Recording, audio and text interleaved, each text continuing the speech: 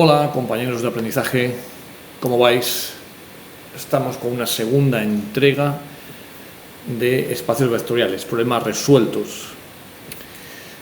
Hoy vamos a ver bases de espacios vectoriales, que es la sección 6.4 de los apuntes, y cambios de base en espacios vectoriales, que es la sección 6.5. Esto es un poquito durito, es álgebra lineal aquí no fuerte, pero podemos con ello. Vamos allá. Primero, ¿qué es una base? Pues, como vimos en el anterior módulo, en el anterior vídeo, hay dos propiedades importantes de los vectores. Uno es el sistema de generadores, cuando un conjunto de vectores es capaz de generar un espacio vectorial, y la independencia lineal. Entonces, cuando exiges esas dos condiciones, hablamos de base. Es decir, que un conjunto de vectores es una base si genera el espacio total, genera V, y esos vectores son linealmente independientes. ¿De acuerdo? Vamos a trabajar con los problemas con esta definición. Problema 6.4.4. Te da una serie de vectores y tenemos que ver si constituye una base o no. A veces puede que no constituyan una base por dos razones. O bien haya vectores de más, es decir, que haya vectores que sean linealmente dependientes de otros y entonces habría que eliminarlos, o que el conjunto de vectores no genere todo V, entonces tienes que completar la base con otros vectores. Vamos a ver cómo funciona esto. Hay una última pregunta que pone aquí el problema. ¿Ha habido técnicas sustancialmente diferentes a la hora de resolver cada uno de los tres apartados? Bueno, he quitado uno, por eso pone 3. Vamos al primero. Sería estos polinomios que aparecen aquí: 2x² más x más 1, x² más x más 1, 3x² menos x menos 2 y 6x² menos 2. Ponemos esos polinomios por filas. En realidad ponemos sus coeficientes por filas para ver si son linealmente independientes y aplicamos Gauss. Como siempre, Gauss os lo dejo para vosotros. Y entonces tenemos que la última fila es toda de ceros. Por tanto, los vectores son linealmente dependientes. Hay uno que es combinación de los demás. No es una base y tenemos que quitar ese vector. El polinomio, el último, era 6x² menos x, es combinación lineal de los anteriores, lo quitamos y ahora vamos a comprobar que cualquier polinomio se puede escribir como combinación lineal de esos tres. Hemos comprobado la primera condición, que sería la independencia lineal, ahora vamos a comprobar la segunda. Entonces, si cualquier polinomio x² más bx más c se puede poner como combinación lineal de los tres primeros polinomios, de los polinomios en B1, entonces existen unos escalares alfa1, alfa2, alfa3, de tal manera que me da ese polinomio arbitrario ax² más bx más c. Eso es lo que aparece aquí en las cuentas, ¿no? Se han reordenado los términos, todo lo que está con x² se ha puesto junto, todo lo que está con x se ha puesto junto y todo lo que está con el término constante se ha puesto junto. Eso tiene que ser igual a x² más bx más c. Por tanto, eso me va a dar un sistema lineal de ecuaciones, que es el que aparece aquí. Y en realidad no tengo que resolverlo, lo único que tengo que hacer es ver si la matriz del sistema me da un sistema compatible determinado, es decir, si la matriz del sistema tiene rango 3. Tiene rango 3 porque ya hemos hecho esta cuenta antes. Si vuelvo atrás, tenemos todos esos vectores puestos por filas y los tres primeros me dan rango 3. ¿De acuerdo? Entonces, no pasa nada. La única diferencia es que están puestas por columnas en lugar por filas, pero eso da igual porque el rango de una matriz es el mismo que el de su traspuesta. El rango de una matriz es el mayor, es el menor de, a ver si lo digo bien, es el menor de orden máximo que tiene determinante no nulo. Si transpones la matriz, el determinante va a cambiar de signo, pero si no es nulo, se va a quedar siendo no nulo. Por tanto, este sistema es compatible determinado y B1 es un sistema de generadores. Y esto ha probado que B1 era una base de R2X. Vamos al segundo. Ahora nos da una serie de vectores en R2. Sabemos que en R2 no puede haber más de dos vectores linealmente independientes y entonces pues vamos a extraer los dos vectores que sí lo son. Se aplica Gauss y los dos primeros ya me salen independientes. Entonces nos quedamos con esa base. De nuevo, había que comprobar que el sistema de generadores, y para eso hay que plantear este sistema que de nuevo me da una matriz que es la misma de antes. Veo aquí estos dos, 1, 3 y menos 1, 2, pero su traspuesta, y ya sé que eso va a tener rango 2 porque lo he visto más arriba y por tanto estoy seguro que es una base. Cambiamos, teorema 6, 4, 10. Este teorema me dice que cuando tengo una base y escribo un vector en términos de esa base, los escalares son únicos. Eso es una cosa bastante importante en la definición de base y tiene consecuencias prácticas bastante relevantes. ¿Cómo funciona la demostración? Vamos a suponer que hubiese dos representaciones, que V se pudiese escribir como alfa 1 por E1 más bla bla bla alfa n por En, es decir, en términos de alfas, y que V también se pudiese escribir como una combinación de elementos de la base y unos betas, beta 1, beta n. Bueno, pues lo que hago es restar las dos representaciones. Entonces el 0 es igual a V menos V, resto las dos combinaciones lineales y lo que me queda es alfa 1 menos beta 1, etcétera, hasta alfa n menos beta n. Y ahora voy a aplicar la condición de independencia lineal, que me dice que cuando tengo un conjunto de vectores linealmente independientes, una combinación lineal nula solamente puede tener coeficientes nulos. Al aplicarlo aquí me sale que alfa 1 es igual a beta 1, etcétera, alfa n igual a beta n. Y eso prueba la unicidad de la representación de un vector en una base. Teorema 6, 4, 15, bastante importante. Lo que me dice es lo siguiente. Cuando tengo estamos en espacios finitamente generados, tengo una base finita y todas las operaciones que voy a hacer con la suma de vectores y el producto por escalares se reducen a operaciones con los propios escalares, con sus coordenadas. Y eso es una cosa bastante potente, porque los vectores pueden ser entidades muy abstractas, pero los estoy manejando únicamente en términos de una base, que normalmente será la canónica, y sus coordenadas. Vamos a ver cómo va la demostración. Vamos a calcular la suma con las coordenadas dadas, vamos a hacer uso de las propiedades conmutativas y distributivas de los espacios vectoriales. Entonces primero pongo B1 como su representación en la base, con coordenadas alfa 1, alfa n, y B2 con coordenadas beta 1 y beta n. Y ahora uso la propiedad distributiva para sumarlas. Y entonces me queda lo que me pide el teorema, que la suma de dos vectores corresponde a la suma de las coordenadas. Vamos a ver qué pasa con el producto de escalares por vectores. De nuevo vamos a hacer uso de las propiedades conmutativas y distributivas de los espacios vectoriales. La demostración es muy similar. Cojo un C, lo multiplico por V1, V1 está dado por una serie de coordenadas, alfa 1, alfa n, y usando esas propiedades de las que hablamos, pues la C entra dentro del escalar y me queda lo que me pide el teorema. ¡A tope!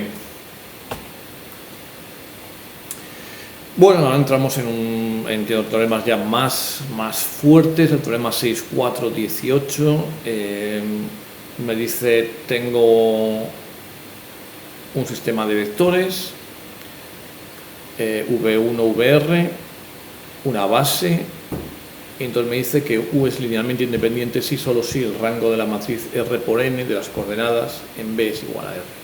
Básicamente aquí lo que cojo es cada elemento de U y lo escribo en términos de mi base B, que aquí ni siquiera está especificada, no hace falta para el teorema, es bastante abstracto. Y entonces lo que hago es poner todos esos vectores por filas en una matriz, y entonces van a ser independientes si, solo si el rango es R. La demostración, como os podéis imaginar, viene de la mano del algoritmo de Gauss. Y dice, por la teoría de matrices se sabe que R vectores puestos en filas son linealmente independientes si al aplicar Gauss quedan R pivotes. ¿De acuerdo? Esto prueba esto es un teorema de sí, solo sí. Esto prueba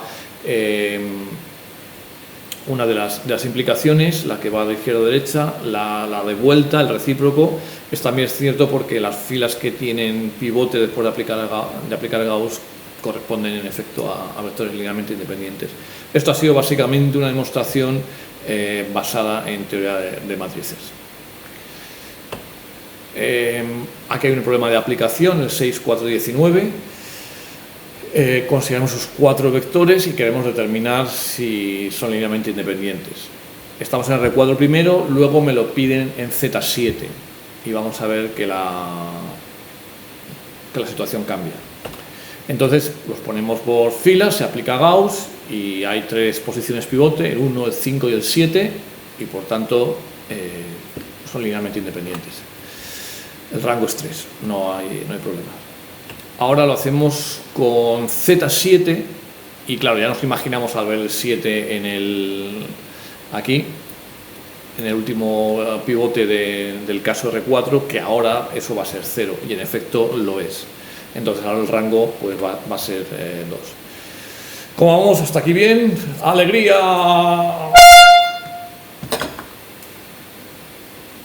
Bueno, seguimos. 6.4.20. Ahora el teorema dice lo siguiente: tenemos un conjunto de vectores, una base, y entonces el sistema va a ser de generadores de V, es decir, cualquier vector de V se va a poder poner como combinación lineal de los vectores de U, si y solo si el rango de la matriz R por N de las coordenadas en B es igual a N. Antes, para la independencia lineal se pedía que fuese R, y ahora para el sistema de generadores se pide que sea N. Vamos a ver cómo va la demostración. Cogemos un vector cualquiera de V y una base. Como U es sistema de generadores, pues V se puede escribir como una combinación de los vectores de U, que son V1, VR. Bien, ahora lo que voy a hacer es usar el hecho de la base y voy a escribir cada VI como una combinación lineal de la base, que se puede porque es base.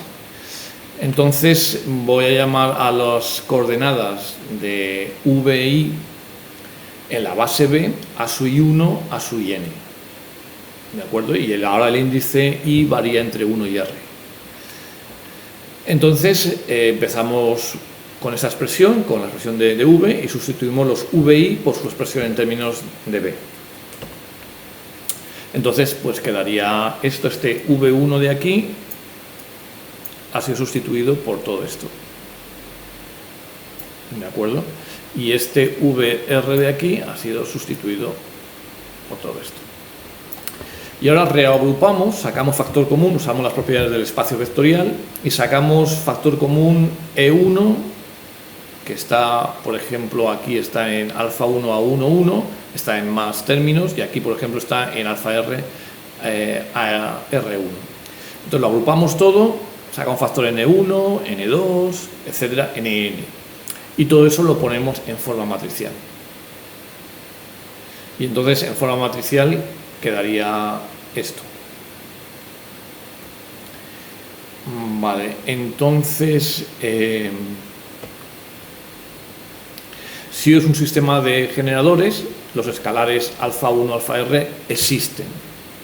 Y entonces esto, vuelvo un momento atrás, eso implica que esta matriz, eso implica que este sistema que está aquí atrás, perdón por la idea de la vuelta, Este sistema que está aquí tiene soluciones compatibles determinado, y eso va a ocurrir cuando el rango de A sea R y R sea igual a N. ¿Vale? Eso me da la primera implicación. La segunda, si el rango es N, entonces el sistema es compatible determinado y los escalares tienen que, alfa 1, alfa R tienen que existir. Y de nuevo eso solo ocurre cuando R es igual a N. Esto termina la demostración del teorema.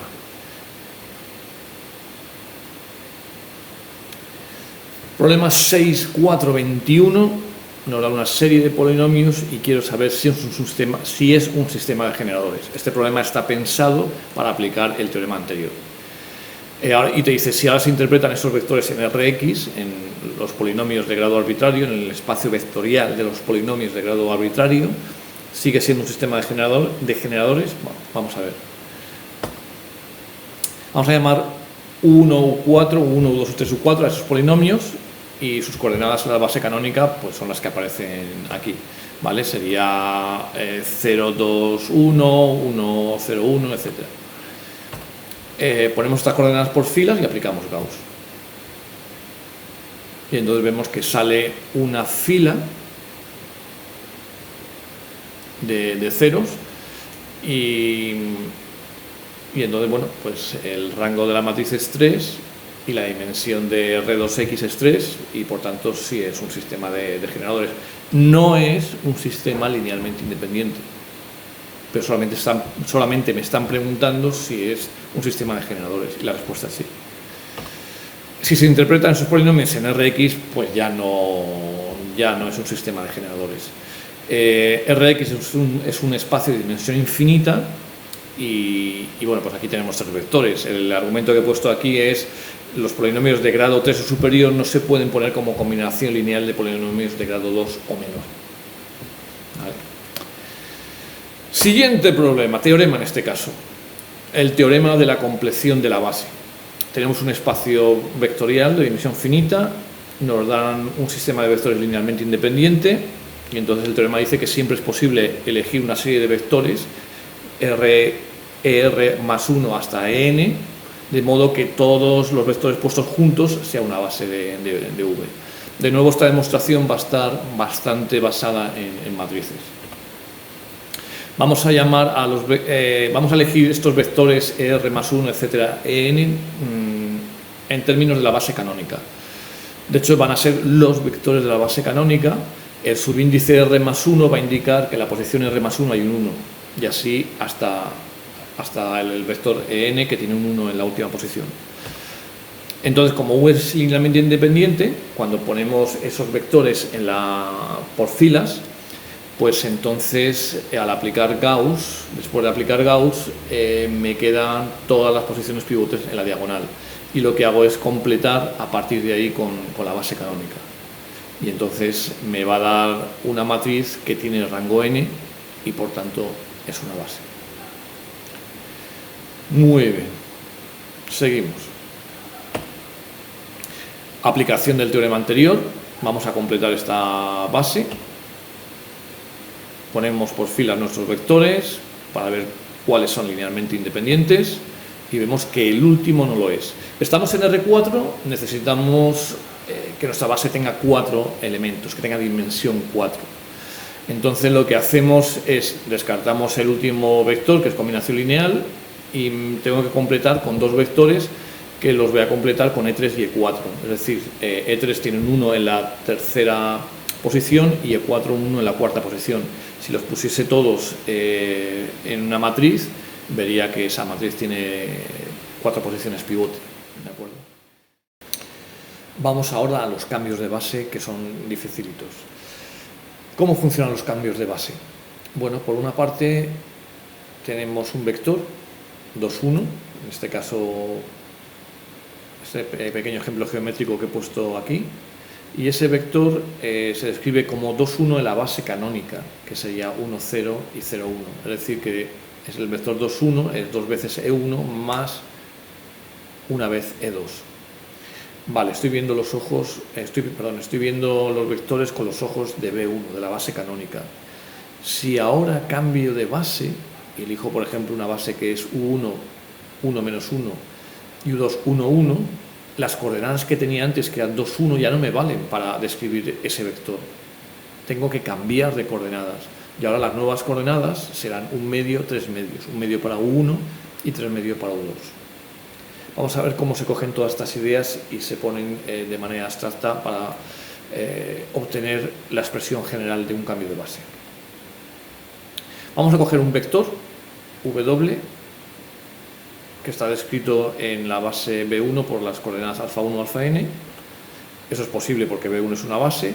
Análogamente, tengo W, que está descrito para las coordenadas B1, Bn, en la base B2.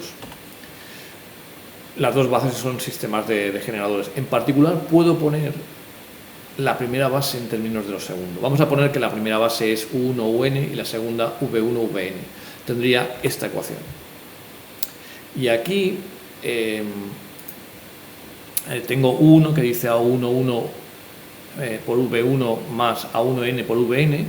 El primer índice me da el vector de la base B1 de la que estoy hablando, y el segundo índice me está dando los vectores de la combinación lineal de la base 2. ¿Vale? Todos los A y J aquí pues son escalares en el espacio vectorial. Vamos a escribir la anterior ecuación de manera matricial, ¿vale? Con vectores columna, y entonces lo que me queda aquí es todo esto que tengo subrayado de manera matricial, quedaría esto, ¿vale? Aquí la matriz M se llama matriz del cambio de base o expresión matricial del cambio de base. Vale, continuamos. Voy a escribir W como un vector fila por una matriz columna.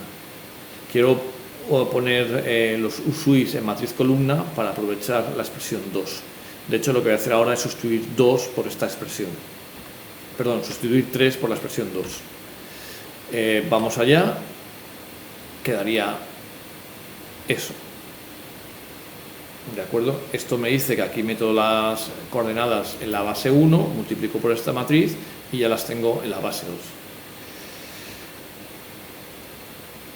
Entonces, en realidad, las coordenadas alfa 1, alfa n multiplicadas por esa matriz de esa manera son las coordenadas beta 1, beta n que estaba buscando.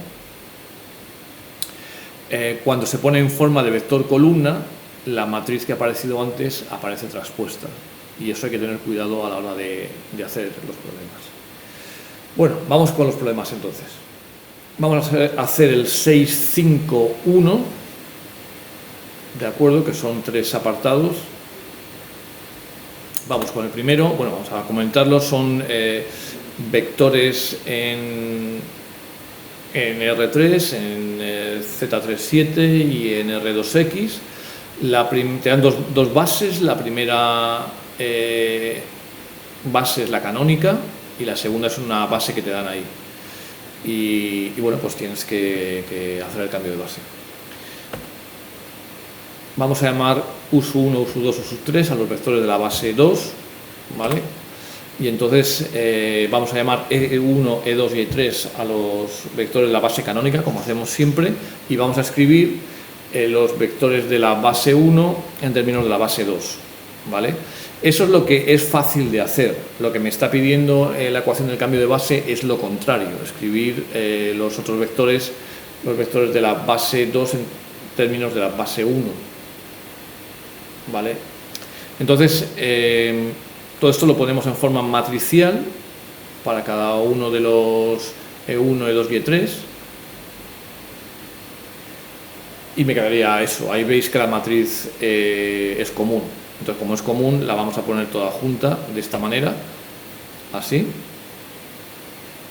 Y ahora lo que queremos es pasar a invertir la matriz que está ahí. Y entonces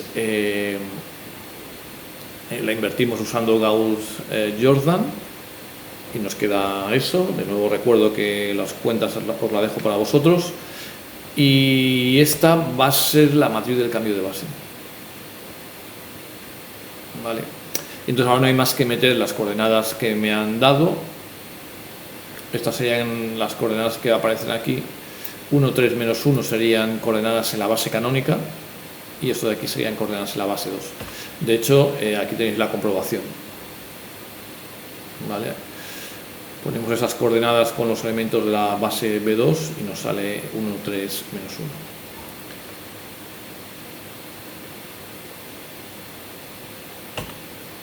Ahora vamos a hacer lo mismo,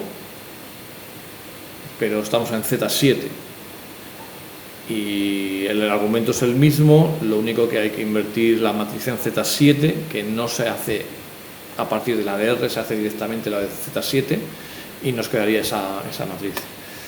Y entonces metemos el vector 1, 3, menos 1 y nos sale 0, 6, 3. Y ahora tenemos el problema de los polinomios. Entonces, si cogemos esos polinomios que nos han dado y los ponemos en términos de coordenadas, resulta que nos salen los vectores del apartado 1. Y entonces allí ya se resolvió el problema. ¿Vale? En el fondo este ha sido un problema que he puesto para trabajar la identificación de los coeficientes en los polinomios con los coeficientes en Rn en general, en este caso en R4. 6, 5, 3. Este es un poquito más difícil, es el último problema. No difícil, pero hay que darle un poco, hay que tener picardía. Es el típico problema de picardía, ¿no? Bueno, pues tenemos 3 bases que en el fondo son reordenamientos de la primera base. Entonces te piden varias coordenadas, te da un vector y te pide obtener las coordenadas en las 3 bases. Y por último te pide estudiar si un cierto sistema es base de V o no. Todo esto es un problema relativamente abstracto, ¿vale? No nos da las coordenadas de 1, U2, U3 y U4. Entonces, como observo aquí, las bases B1 y B2 son en realidad reordenaciones y combinaciones lineales de la base B. Entonces, para el apartado 1, interpretamos lo que significa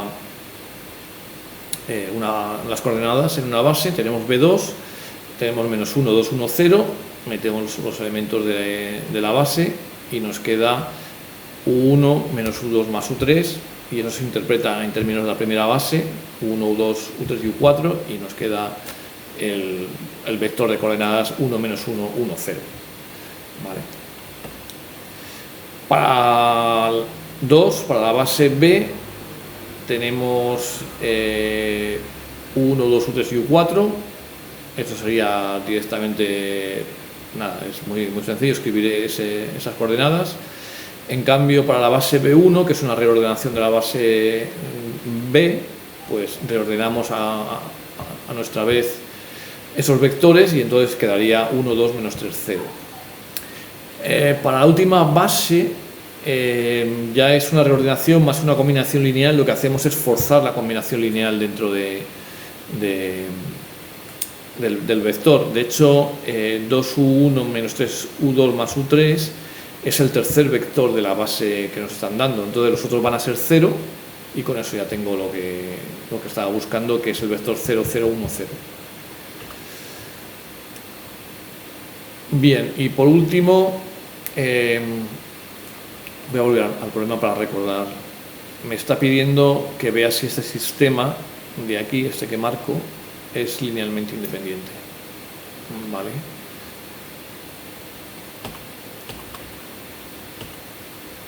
Entonces voy a usar un resultado previo del problema 6.3.24 que dice que U y V son linealmente independientes si y solo si lo son U más V y U menos V.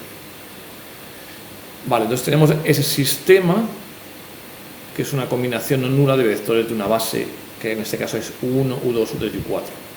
Entonces fijaos, sumo los dos últimos y me da U4. Entonces aplicando el problema 6.3.24 sé que U4 va a ser linealmente independiente con U3. Ya tengo U3 y U4 linealmente independientes. Ahora me doy cuenta que como U3 es linealmente independiente, lo sumo al segundo vector de la base y me da U2. Entonces U2 es linealmente independiente también.